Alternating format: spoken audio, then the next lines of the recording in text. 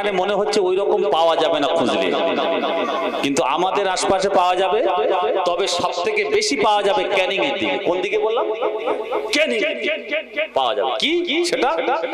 যেটা হলো স্বামীকে ভালো করে মানামানি করে না, স্বামীকে গ্রাহ্য করে, স্বামীকে বেশি প্রাধান্য দেয় না। এখন আল্লাহ পাক বলেছেন যে সন্তানেরা তোমরা তোমাদের পিতামাতার কদমের নিচেই তোমাদের জান্নাত অপেক্ষা করছে, এটা মাথায় রাখো। স্বামীকেও বলেছে তুমি স্বামী, তুমিও স্বামী হতে পারো, কিন্তু তোমার জান্নাত তোমার মা বাপের কদমে। আর মহিলাদের কি বলেছে? যে তোমাদের জান্নাত অপেক্ষা করছে তোমাদের স্বামীর কদমের নিচে। তাহলে স্বামীকে শ্রদ্ধা করার কথা বলা হয়েছে না হয়নি? ভালোবাসার কথা বলা হয়েছে না হয়নি? তাকে সম্মান জানানোর কথা বলা হয়েছে। কিন্তু এখন এই এলাকায় হচ্ছে কিনা, ঢোলা এলাকায় আমি জানি না, এখন স্বামীকে তুই তোমকারী হচ্ছে। কি আমার কথা ধরতে পারছেন না? পারেন? স্বামীকে তুই তোমকারী করছে স্ত্রীরা, বিবিরা। কেমন? আমি একটুকুনি এক্সাম্পল স্বরূপ আপনাকে বোঝাচ্ছি। স্বামী স্ত্রী ঝগড়া অশান্তি বিবাদ থাকতে পারে, নবীর পিরিয়ডে ছিল, সাহাবীদের পিরিয়ডে ছিল। আমরা তো আখিরি জামানার শেষ তলায় চলে এসেছি, আমাদের ভিতরে থাকবে না মানে কিয়ামত পর্যন্ত থাকবে এটা। তাই বলে স্বামীর সঙ্গে মাসের পর মাস, বছরের পর বছর কথা থাকবে না, ইনডাইরেক্ট চলবে, এটা ইসলাম সম্বোধন দেয়নি। এখন ক্যানিং এ জলসা করে আসছে, একটা ঘেরি ফিশারি আছে, ওদিকে সব মাছ চাষ হয়, ওর উপর থেকে রাস্তা, আমার গাড়ি আসছে, তো হঠাৎ সারা রাত জলসা করা মানুষ, ফজরের আজান হয়ে গেছে, আর আমি একটা বুড়ো সবে, মানে আমি গাড়ির ভিতরে নামাজ পড়ে নিই ভাই, সোজা কথা, বুঝতে পেরেছেন না? তো একটা দোকান খুলছে, তো তখনই ওই কয়লার চুলোয় চা হয়, তো মুরব্বী দোকান সবে খুলছে, আমি বলছি চাচা একটু চা হবে, লিকার চা? তো বলছে হ্যাঁ হুজুর হবে, একটু বসতে হবে, সবে তো আমি স্টাডি করছি। ঠিক আছে, খুব ভালো করে শুনুন মায়েরা, বিশেষ করে মায়েরা শুনুন। তো ওনাকে চা করতে বলে আমি একটু করে কপা হাঁটা চলা করার জন্য ড্রাইভারকে নিয়ে একটু আগিয়ে চলে গেলাম। তো আগিয়ে চলে গিয়ে দেখি ওই যে দুই দিকে ফিশারি আছে, বড় বড় ফিশারি, মাছ চাষ হয়, আর ওর ওই মানে রাস্তার উপরে আমরা যেরকম আগে সেই আমাদের বাদায় সেই কি দিতাম, সেই টম করতাম না, সব থাকার তাবু, টম ধান মানার জন্য, ঠিক ওই রকম আছে, বুঝতে পেরেছেন না? হ্যাঁ ওই রকমই আছে, ওর ভিতরে ওরা থাকে, বুঝতে পেরেছেন? তো একজন মহিলা দেখি একজন পুরুষকে বলছে, বলে এক মারে তোর বাপের নাম আমি খগেন করে দেবো। তো আমি বলছি, বলছি একা মারে তোর বাপের নাম খগেন করে দেবো, মানে মনে হচ্ছে এই মহিলার ওটা ছোট ভাই হবে। তো ড্রাইভার চালাক ছিল, বলছে হুজুর এটা ওরা হবে না, এটা ওর স্বামী হবে। আমি কখনো ওইরকম স্বামীকে ওরকম বলতে পারে স্ত্রী, তোর এক মারে তোর বাপের নাম খগেন করে কালেকশন করতে হবে নাকি? ভয় লাগবে খাতা দেখে আমার। তো আমি ওর স্বামীকে বলতে পারে, আমার মন বলতে আমি আর বেশি কিছু বলিনি। ক্যানিং এর লোক উল্টো পাল্টা ভাই। আপনার আমি যাদবপুর স্টেশনে দাঁড়িয়ে আছি, দেখি ট্রেনের মানে এইরকম সেই যে রড আছে, রডটা ডান হাত ধরে আছে, মুঠো করে বাম হাতে বিড়ি খাচ্ছে। কে? মহিলা। আমি বলি বাম হাতে বিড়ি খাচ্ছে, তো একজন আমার সাথী রয়েছে, সে বলতেছে কোথাকার মেয়ে বলো তিনি? আমি নিশ্চয়ই ক্যানিং লোকাল হবে আমার মনে হচ্ছে। তো ভাই গাড়ি চলে গেছে, জিজ্ঞাসা করছি চাওয়ালার, বলি ভাই চা একটা গান খাই, আর এই যে গাড়িটা গেল কোথাকার বলেন দিন? ক্যানিং লোকাল। দেখেছেন আমি গোটা বাংলা চোষা লোক, আমার একটু অনুভব আছে কম বেশি, খুব একটা আইডিয়া নেই, তবে অল্প অল্প আছে। ক্যানিং লোকালে ঠিক বলেছেন তো, কত খাতারনাক দেখেন, স্বামীকে তুই তোমকারি করছে। চা দোকানে এসে বলি চাচা ওই যে দুজন তাঁবুর ভিতরে আছে, ঝগড়া করতেছে, গোলার আওয়াজ পাচ্ছেন, তাহলে রেগুলার হয় ভাই বোনে নাকি? তাহলে না ভাই বোনে কি স্বামী স্ত্রী? হাই হাই, তো ড্রাইভারের কথা ঠিক হয়েছে। আমি মনে করছি বোন মনে হয়, আর ওর ভাই তো স্বামী স্ত্রী ড্রাইভারের কথা ঠিক হলো, স্বামী তুই তোমকারি করছে। তো আরেকটা লোক এসে বলছে, হুজুর একটা কথা বলি শুনুন, ওদের গল্পটা শুনুন, ওদের জীবন ভরে এরকম ঝগড়া, রেগুলার আপনি চা খেতে আসবেন, যতদিন বেঁচে থাকবে ওই রকমই হবে। কিরকম বলে, ওই যে দাদাটা আছে খুব ভালো মানুষ, আমাদের দাদা সম্পর্কে হয়, তো একদিন দেখি মন টন খারাপ করে চোখ লাল করে বসে আছে। দাদা কি হয়েছে গো? তাহলে তোর ভাবির সাথে ঝগড়া হয়েছে? আরে কয়েক মাস হয়ে গেল আমার সঙ্গে ভালো করে কথা বলে না, এরকম ভাত বেড়ে খানা খুলে এরকম ঠেলে দেবে, এরকম গেল বলে এরকম ঠেলে দেবে, যদি উল্টে যায় তো আমার গেলা বেরিয়ে গেল। কথা বুঝেছেন? তো এইরকম ভাবে চলতেছে। সে কি? তাহলে হ্যাঁ, তাহলে তোমার সাথে এরকম কয়েক মাস হয়ে গেল, তাহলে হ্যাঁ, তাহলে আগে বলোনি কেন? তাহলে আগে বললে তুই কি করবি? তাহলে আমি একটা ওষুধ দিতাম, কাজ লাগতো, কাজে লেগে যেত। তাহলে কি ওষুধ এখন দে, যদি তোর ওষুধে কাজ হয়তো হোক, তাহলে তা ওষুধ দিতে পারি, কিন্তু চা খাওয়া যাবে। বল তুই কত চা খাবি খা, কিন্তু ওষুধটা দে। তাহলে ওষুধ দিচ্ছি, তুমি কোথায় সব বলো দিলি রাতের বেলা? তাহলে কেন আমি ওর উপরে আর চালা করা আছে, ওই চালার উপরে শুই, আর ওই নিচে একটু দালাল মতন আছে ওইখানে, ও নিচে শোয়, আর আমি চালা মতন একটু বাঁশের চেটাই দে তক্তা মতো করা আছে ওর উপরে আমি, আর ও নিচে শোয়। বলে আজকে আপনাকে বলে দিলাম, খানা খেয়ে আর যেখানে ওই ভাবি ঘুমায়, ভাবি যখন থালা হাঁড়ি গুছিয়ে গাছি দিয়ে যখন হাজত মানত সারতে যাবে, প্রস্রাব পায়খানা করতে যাবে, হাত মুখ ধুইতে যাবে, ওই টাইমে মাদুরটা ভাবির জায়গায় বিছিয়ে দিয়ে তুমি শুয়ে পড়বে। তোমার ওষুধ দিচ্ছি, তুমি যখন শুয়ে পড়বে আর ও মহিলা একটা স্বামী নিচে শুয়ে থাকবে, আর ও ডিঙে উপরে উঠে গিয়ে ও ঘুমাবে, এটা সম্ভব নয়। ও তোমার কাছে শুয়ে পড়বে, আমার স্বামী নিচে শুয়ে আছে, এত বড় বেয়াদবি করা যাবে না, ওর পাশে কমসে কম শুয়ে একটু ঘুম হোক আর না হোক একটু পাশে শুই, বলে পাশে শুয়ে যাবে, তো একটা মীমাংসার রাস্তা বেরিয়ে যাবে। এটা কোন মাথা না, তুই যুক্তিটা ঠিক দিস, তোর ওষুধটা ঠিক আছে, খা তুই চা খা, তুই ঠিক বলেছিস, খা চা খা। বলে চাটা খেয়ে দিয়েছি, ও খালি বলতেছে আল্লাহ কখন সূর্যটা ডুবে সন্ধ্যা হবে, এই চিন্তা ভাবনা। তো সূর্য ডুবেই গেল, সন্ধ্যা নেমে গেল, খানা পিনা শেষ, টার্গেট ও বেরিয়ে যাবে, আমি সেই সময় মাদুরটা ফেলে দিয়ে ওখানেই শুয়ে পড়বো। ঠিক ওর স্ত্রী বেরিয়ে গেল, মাদুরটা ফেলে দিয়ে বালিশ দিয়ে ওখানে শুয়ে পড়লো। ওর বিবি বাইরে থেকে হাজত সেরে এসে, ভাই কি করে স্ক্যানিং এর মেয়ে বুঝতে পারেননি, কি করে দেখে যে আমার জায়গায় শুয়ে আছে, কি করা যায়, একটা পা বুকের সোজা এপারে আর আরেকটা পা খাটের উপরে, বুকের উপরতে ডেঙে খাটের উপরে চলে গেছে, খাটের উপরে চলে গিয়ে মশুরি টাঙিয়ে শুয়ে আছে। এর টেনশন ছিল, খোদা আমার পাশে ঘুমাবে, একটা মীমাংসার রাস্তা হবে, ওষুধ ওরা ভালো দিয়েছে। আরে করলো কি, আমার বুকের উপরতে ডিঙে আসে, ওই যে খাটের উপরে ওখানে উঠে গেল, আর আমাকে কোনো পাত্তা দিল না। সারা রাত ওর মশা কামড়াচ্ছে, আর ফের এই স্ত্রীটা পাশে শোবে, সে টেনশনে এক ঘুম হয়নি, আর দ্বিতীয়ত মশা কামড়াচ্ছে, আর ও তো মশারি টাঙিয়ে নাক ডাকিয়ে ঘুমাচ্ছে। কথা বুঝতে পেরেছেন না? সকাল হয়েছে, বলে ওই দাদা ফের চোখ লাল করে এসছে, বলে ওষুধ দিচ্ছিস কেন, ওষুধ ভালো নয়? বলে ওষুধটা ভালো ছিল, ভালো কোম্পানির, কিন্তু আমার মনে হচ্ছে ওষুধটা ডেট ফেল। কেন? মনে হচ্ছে ও ডেট ফেল, কাজ হয়নি তো। সে কি? তাহলে হ্যাঁ রে, ওষুধটা তোদের ডোজটা ভালো ছিল, কিন্তু ডেট ফেল ওষুধ। তাহলে সে কি করে হয়?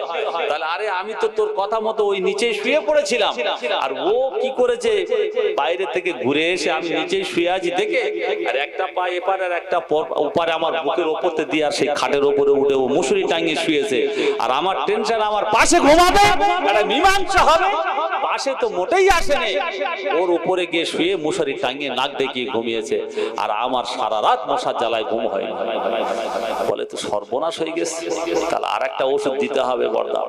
তাহলে আর ওষুধ আসতে বলে, হ্যাঁ এরপরে প্রিন্টেড 400 আছে, দেবো 400 পাওয়ারের। তাহলে সে কি? তাহলে হ্যাঁ, তাহলে চলে যাও, তুমি এই ঘর বাড়ি ছেড়ে দিয়ে বাইরে চলে যাও, 1 মাস কাজে তোমাকে দেখতে পাবে না, বাচ্চা কাচ্চা নিয়ে চলাফেরা অসুবিধা হবে, তখন স্বামীর কথা মনে উঠবে।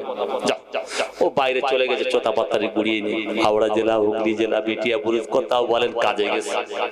আমাকে গল্পগুলো শোনাচ্ছে রে বাবা, এগুলো অভিজ্ঞতা। তো বলে কাজে গেছে, 1 মাস পরে যখন আসছে, 1 মাস পরে, তো ওই 1 মাস পরে ওর স্বামীকে দেখে ওই মহিলাটা ওই তাঁবুর ভিতরে ছিল, স্বামীকে দেখে রাগে ওখান থেকে নেমে আসে, নদীর যে পাড় আছে, ফিশারির যে পাড়, রাস্তায় গিয়ে বসেছে ঘর ছেড়ে দিয়ে। দেখেছে সই আসছে যে আমিনার বাপ, দেখে ওখান থেকে নেমে গিয়ে সেই পাড়ে গিয়ে বসেছে, ওই ঘরে নেই আর। মানে রাগ এখনো কমেনি মহিলা। তো লাস্টে বলছে এই সব ভুল আমার হয়েছে, তোর হাত জোড়ো করেছি, সব ভুল আমার। 1 মাস হয়ে গেছে, ছেলে পুলেরা কি কোথায় খেয়েছে জানি না, বাজারের ব্যাগ দে, ডলার মার্কেট থেকে একটু বাজার করে নিয়ে আসি, ওরা খাক, বাচ্চা কাচ্চা কি খেয়েছে না খেয়েছে। বাপের অন্তর, বাপের দিন, মায়া লেগেছে, আমার সব ভুল হয়েছে, সব অন্যায় আমার, তোর হাত জোড়ো করিস, তুই বাজারের ব্যাগ দে। তো এই মহিলাটা বাজারের ব্যাগে তেলের বোতল দিয়ে বাজারের ব্যাগটা নিয়ে, আর ওই যে তাবু আছে ওই ছিটে ভেড়া, কি টোমের ছিটে ভেড়া একটা দরওয়াজা মতো আছে, তার উপরে বাজারের আংটাটা এরকম লাগিয়ে দিয়ে আর বলছে রাখলাম ব্যাগ বেড়ায় যায়, ব্যাগ যেন হাটে যায়। আচ্ছা, স্বামীর সাথে কথা বলে মনে হয়, বলছে রাখলাম ব্যাগ বেড়ার গায়ে, ব্যাগ যেন হাটে যায়। কথা বোঝেননি? স্বামীর সাথে এখনো কথা বলেছে? বলেনি। এই বেচারি বাজারের ব্যাগ দুটো নিয়ে ঢোলার মার্কেট থেকে বাজার করে গাড়ি নেই এখন বাবু পাড়ার ভিতরে, ভারী ব্যাগ নিয়ে আসতেছে, ভাই মাথায়তে ঘাম ঝরতেছে, কষ্ট হচ্ছে না, হয়নি? এখন সেই দালানের কাছে ব্যাগটা রেখেছে, রেখে বলছে রাখলাম ব্যাগ দরওয়াজার গায়ে, ব্যাগ যেন ঘরে যায়। কে বলছে? স্বামী। এ বলছে রাখলাম ব্যাগ দরওয়াজার গায়ে, ব্যাগ যেন ঘরে যায়। আচ্ছা, স্বামী স্ত্রী কথাবার্তা ঠিক হচ্ছে তো? ইনডাইরেক্ট না? এদের মিলগুলো খেজুর গাছের খোপের মতো না? তাহলে এই যদি আমাদের ভিতরে চরিত্র আসে, জাহান্নাম অবধারিত, কেউ রুখতে পারবে না। মাথা একদম তার জন্য রেজিস্ট্রি, মায়েদের ফিরে আসতে হবে, ঝগড়া কার হয়নি। আল্লাহর নবী বেটি ফাতেমা তুজ-জোহরা রাদিয়াল্লাহু তাআলা আনহা, যার সাথে আল্লাহ পাক জানিয়ে দিয়েছে সাইয়্যিদাতুন নিসা খাতুনি জান্নাত, সমস্ত জান্নাতি নারীদের রমণী।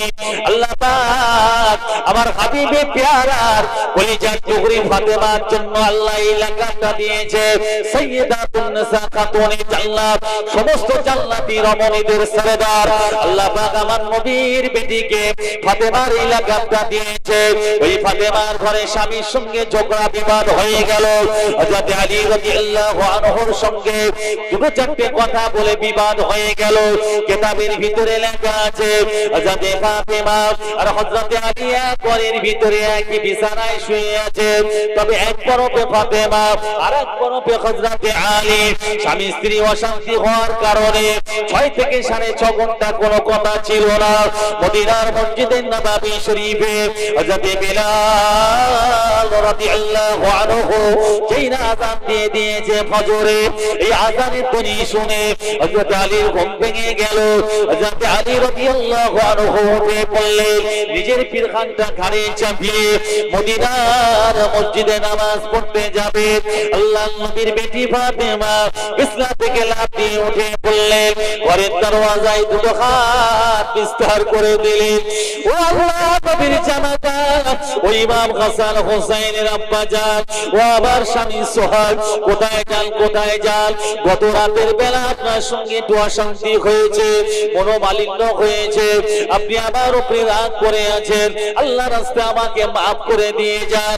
হযরত আলী বললেন ফাতেমা দরওয়াজা ছেড়ে দাও, আমি মদিনার মসজিদে নামাজ পড়তে যাব, জামাতের সময় হয়ে আসছে রে ফাতেমা, দরওয়াজাটা ছেড়ে দাও না, ছেড়ে দাও না। হযরত ফাতেমা দরওয়াজা ছাড়বে না। হুজুর আপনি আমাকে মাফ না করে দিলে আমি আপনাকে যেতে দেব না। হযরত আলী মাফ করবেন না, হযরত ফাতেমা দরওয়াজা ছাড়বে না। ও আমার ভাই জানেরা, নবী বেটি ফাতেমা আল্লাহ যাকে জান্নাতে সমস্ত রানীদের সরদারিনী বানালেন, এ ফাতেমা আখেরি করলো না। হযরত আলীর কদম দুখানা জড়িয়ে ধরলেন, ও ইমাম হাসান হোসেনের আব্বা জান, ও আল্লাহ নবীর জামাতা, ও আমার স্বামী সোহাগ, যে নবীর ইমামতিতে মদিনার মসজিদে নামাজ পড়তে যাও, ওই নবী নবীর রক্তটা আমি ফাতেমা আমার শিরা উপশিরায় ঘোরাঘুরি করে।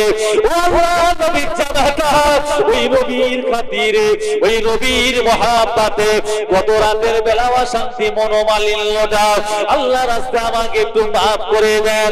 এই কথা যখন ফাতেমা আলীর কদম ধরে বললেন, হযরত আলী রাদিয়াল্লাহু আনহু আর স্থির থাকতে পারলেন না। হযরত ফাতেমাকে হাত দিয়ে তুলে ধরে বললেন, ও ফাতেমা, এতক্ষণ তো আমি আলী ঠিক ছিলাম, আর আমি নিজেকে কন্ট্রোল করতে পারি না রে ফাতেমা। যে নবীর ওসিলা দিয়েছো, ওই নবীকে না আল্লাহ বানালে পুরো কায়নাত কিছুই সৃষ্টি হতো না। ওই নবীকে না আল্লাহ বানালে আমি আলীও দুনিয়াতে আসতাম না। এ ফাতেমা, ওই নবীর ওসিলা যখনই দিয়েছো, ওই নবীর খাতিরে আমি আলী কথা দিলাম, গত রাতের বেলা মনোমালিন্য অশান্তিটা আমি আল্লাহ রাস্তায় মাফ করে দিলাম। জোরে বলুন সুবহানাল্লাহ, আরেকটু জোরে বলুন সুবহানাল্লাহ। ও আমার ভাই জানেরা, ভাইরা, বোনেরা, বেটিরা, কানটা খাড়া করে শুনে নেন। হযরত আলী রাদিয়াল্লাহু আনহু আমার নবীর বেটিকে মাফ করে দিলেন। তবে না না না, এই ফাতেমার মর্যাদা আল্লাহ কেন দান করেছে? এই ফাতেমার মর্যাদা আল্লাহ কেন দান করেছে? আরেকটু আগে চলুন না, ওপার হাদিস শরীফে এসেছে এই ফাতেমা এত বড় লাকাব পেয়েছে জান্নাতের সমস্ত রানীদের, সমস্ত নারীদের সরদারিনী। এই ফাতেমা কেন হলো? হযরত আলী জিহাদের ময়দানে চলে গিয়েছে, হযরত ফাতেমা বাড়ির মধ্যে রয়েছে। 3 দিন পরে হযরত আলী ফিরে আসছে। শীতের রাত বলে কথা, শীতের রাত বলে কথা। হযরত আলী বাড়িতে ফিরে এসে ফাতেমার ঘরের দরওয়াজায় আওয়াজ করলেন, ও ফাতেমা, দরওয়াজাটা খুলে দাও। আমি আলী 3 দিন জিহাদের ময়দান থেকে না খাওয়া না দাওয়া না হারে এসেছি। ফাতেমা, পিপাসায় কলিজা ফেটে যাচ্ছে, আমাকে একটু পানি পান করো না ফাতেমা। হযরত আলী যখনই বলেছে ফাতেমা জলদি করে এসে লাব্বাইকা কে আমার স্বামী সোহাগ দরওয়াজাটা খুলে দিয়েছে, বাড়ির ভিতরে বসার জায়গা করে দিলেন। হযরত ফাতেমা ঘরের ভিতরে গিয়ে একটা পিয়ালায় করে পানি নিয়ে এসেছে, স্বামীকে পান করাবে। শীতের রাত, শীতের রাত। হযরত আলী এত ক্লান্ত ছিল, ওই টাইমের ভিতরে ছিটে বেটা বেড়া ঘরের দরজালে এইভাবে ঠেস লাগিয়ে হযরত আলী তন্দ্রায় চলে গিয়েছে, ঘুমিয়ে পড়েছে। ক্লান্ত শরীর আর সহ্য করতে পারি না। হযরত ফাতেমা চিন্তা করলেন, আমার স্বামী পিপাসায় কাতর হয়ে রয়েছে, আমার স্বামী পানির জন্য আমাকে বলেছে, আমি এখন শীতের রাতে পানির পেয়ালাটা কি করব? আমার স্বামীর কদমের কাছে রেখে দিয়ে ঘুমিয়ে যায়। ও ফাতেমা চিন্তা করলো, না না না, হবে না। আমার স্বামী পিপাসায় কাতর হয়ে রয়েছে, আমার স্বামী আবার যদি ঘুম থেকে ওঠে, ও ফাতেমা পানি দাও, পানি দাও। কলিজা কেটে যায় রে ফাতেমা, আমাকে যদি বলে আর আমি ঘুম থেকে যদি না উঠতে পারে, আমার স্বামীর কলিজায় ব্যথা লাগবে, আমার স্বামী নারাজ হয়ে যাবে। আমার স্বামী নারাজ হয়ে গেলে আমার আল্লাহ নারাজ হয়ে যাবে, আমি ফাতেমার আখিরাত শেষ হয়ে যাবে। কি করা যাবে? নবী বেটি ফাতেমা তুজ্জোহরা রাদিয়াল্লাহু আনহা ওই পানির পেয়ালাটা নিয়ে আলীর পায়ের ধারে দাঁড়িয়ে দাঁড়িয়ে দাঁড়িয়ে দাঁড়িয়ে দাঁড়িয়ে দাঁড়িয়ে শীতের রাতটা গোটা অতিবাহিত করে দিল। আমার স্বামী যখন পানির কথা বলবে, আমি ফাতেমা আমার পানির পেয়ালাটা নিয়ে আমার স্বামীর ঠোঁটে ধরবো, গালে ধরবো, সারা রাত পানিটা নিয়ে আলীর কদমের কাছে শীতের রাতে দাঁড়িয়ে রইল। মদিনার মসজিদে নববী শরীফে হযরত বেলাল ফজরের ধ্বনির আওয়াজ দিতে লাগলেন। এই আওয়াজ শুনে হযরত আলীর ঘুমটা ভেঙে গেল। হযরত আলীর ঘুম ভেঙে যাবে সঙ্গে সঙ্গে হযরত আলী প্রথমেই বলে ফেললেন, ও নন্দিনী ফাতেমা, একটু পানি দাও, পানি দাও, পিপাসায় কলিজা ফেটে যাচ্ছে, পিপাসায় কলিজা ফেটে যাচ্ছে। এই কথা যখনই বলেছে হযরত ফাতেমা তুজ-জোহরা রাদিয়াল্লাহু আনহা পানির পেয়ালা নিয়ে হযরত আলীর ঠোঁটে ফেললেন, হযরত আলীর গালে ফেললেন, হযরত আলী পানিটা পান করে নিলে কলিজাটা ঠান্ডা হয়ে গেল। হযরত আলীর পরে ফাতেমার চোখের দিকে তাকিয়ে দেখে হযরত ফাতেমার চোখ দুখানা যেন লাল হয়ে গিয়েছে। ফাতেমার হাতটা ধরে দেখে শীতের রাত, ফাতেমার হাতটা পাথরের মতো ঠান্ডা হয়ে গিয়েছে। হযরত আলী বললেন, ও নবী বেটি ফাতেমা, তুমি কি সারা রাত ঘুমাওনি? তুমি কি সারা রাত ঘুমাওনি নাকি ফাতেমা? হযরত ফাতেমা বললেন, হুজুর আমি আপনার জন্য কিছু করতে পারি না, তবে এতটুকু করেছি, আমার কোনো কষ্ট হয়নি, আপনি বিচলিত হবেন না, আপনি চিন্তা করবেন না, আমি আপনার জন্য এতটুকু করেছি, আমি ফাতেমার কোনো কষ্ট হয়নি, আপনি চিন্তা ভাবনা করবেন না। আপনি মদিনার মসজিদে নববী শরীফে আপনি নামাজ পড়তে যান, আপনি নামাজ পড়তে যান। হযরত আলী বললেন, ফাতেমা রে তুমি নামাজ পড়ে নাও, আমি আলী আল্লাহ নবীর কাছে কি জবাব দেব, আমার বড় ভয় হয়। কারণ হলো আমার বাড়িটা মদিনার মসজিদে নববী শরীফে যেতে রাস্তার ধারে আমি ফাতেমার বাড়ি, আমি আলীর বাড়ি, আর এই জায়গা থেকে আমার নবীর সাহাবীরা মসজিদে নববীতে নামাজ পড়তে যায়। আর আমাদের স্বামী স্ত্রী যে কথাটা হলো, এই কথাটা যদি কোনো সাহাবী শুনে নেয় আর আমার নবীকে যদি বলে দেয়, ইয়া রাসূলুল্লাহ ইয়া হাবিবাল্লাহ, আপনার বেটি ফাতেমাকে আলীর সঙ্গে বিবাহ দিয়েছিল, এই ফাতেমা সারা রাত জেগে জেগে আলীর জন্য পানির পেয়ালা বানিয়ে দাঁড়িয়েছিল, এই ফাতেমাকে ঘুমাতে বলেনি, এই কথাটা যদি আমার নবীকে বলে দেয় আর আমার নবী আমাকে যদি জিজ্ঞাসা করে, আমি কি জবাব দেব রে ফাতেমা? কি অসুবিধা হচ্ছে কি? এরা এসে বসবে তো এখানে আসো না, তাবারক আছে নাকি? হ্যাঁ? ও তাই তো।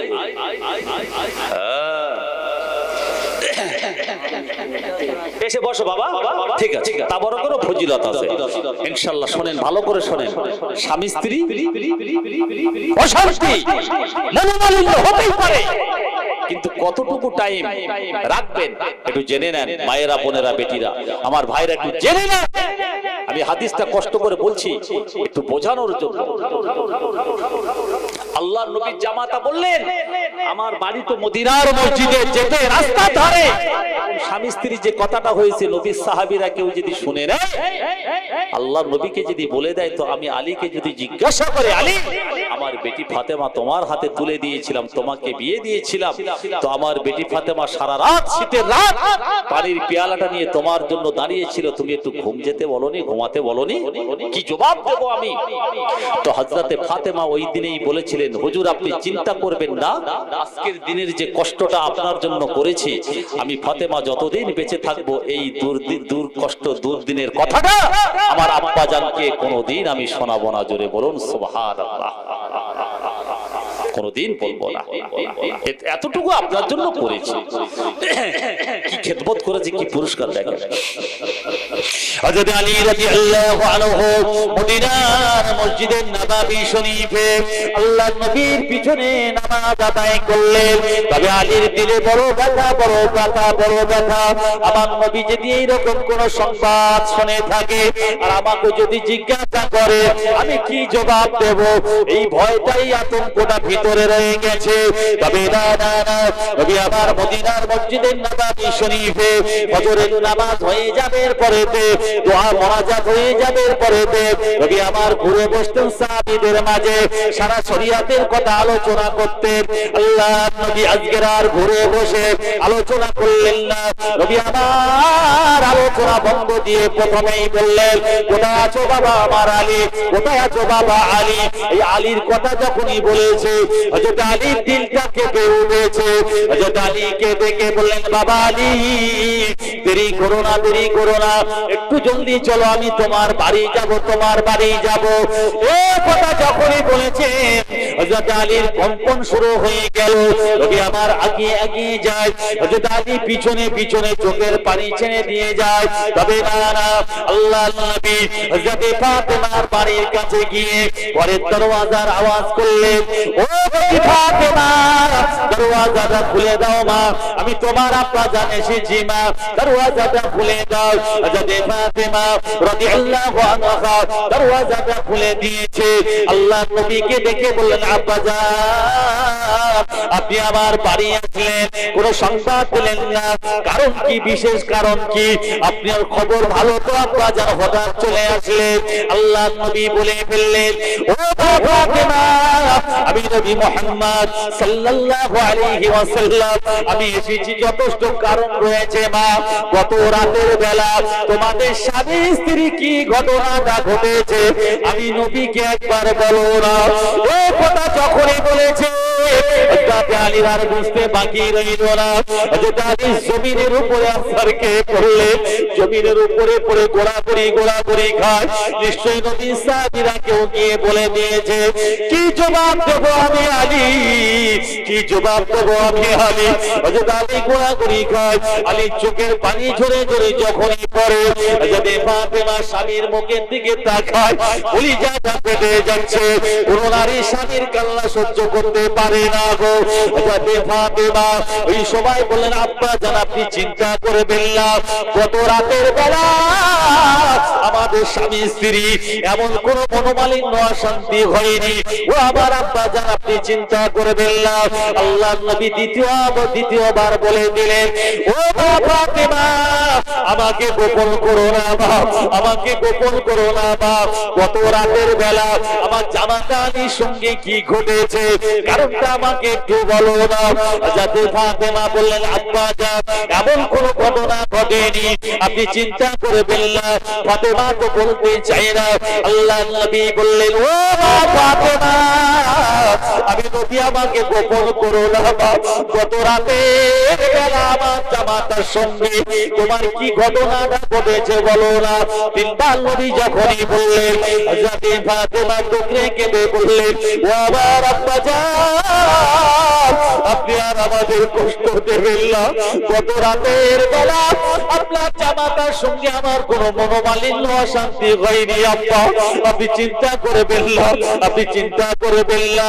এই কথা বলে যখনই হযরত ফাতেমা কেঁদে ফেলেছে, আল্লাহর নবী চোখ ভরা পানি নিয়ে বললেন, ও ফাতেমা, আমাকে যদি গোপন করো বাপ, না না, আল্লাহ পাক আমাকে জানিয়ে দিয়েছে, হযরত জিবরাইল আমিন আলাইহিস সালামকে পাঠিয়ে দিয়ে মদিনার মসজিদের নববী শরীফে ফজরের নামাজ শেষ হয়ে যাবে পরে আমার সাহাবীদের নিয়ে আমি ঘুরে বসে সারা শরীয়তের কথা আলোচনা করব।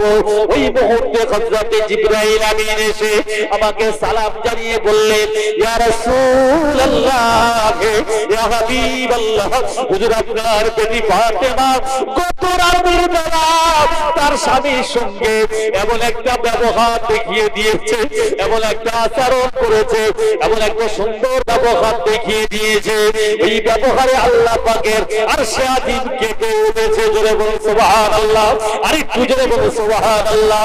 ইয়া রাসূলুল্লাহ, ইয়া হাবিবাল্লাহ, আপনার বেটি ফাতেমা তার স্বামীর সঙ্গে এমন সুন্দর মিষ্টি ব্যবহার দেখিয়ে দিয়েছে।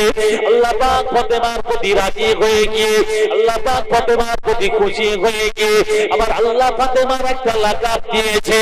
ওই ফাতেমার নামটা, ওই লাকাবটা জান্নাতের সমস্ত গেটে লেখা আছে, সাইয়্যিদাতুন নিসা, খাতুনে জান্নাত। জান্নাতের গাছের পাতায় পাতায় লেখা আছে সাইয়্যিদাতুন নিসা, খাতুনে জান্নাত। আমার আল্লাহ আমাকে বলে পাঠালেন, ও জিবরাইল, আমার হাবিবকে গিয়ে বলে দাও, আমার হাবিবের কলিজার টুকরি ফাতেমা তার স্বামীর গালে এতটুকু পানি দিয়েছে সারা রাত জেগে জেগে।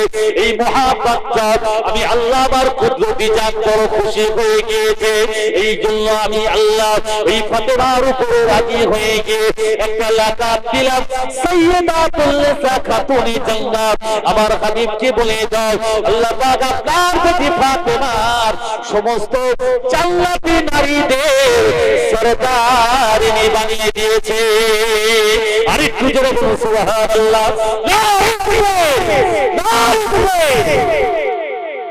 কথা কি বোঝা যাচ্ছে?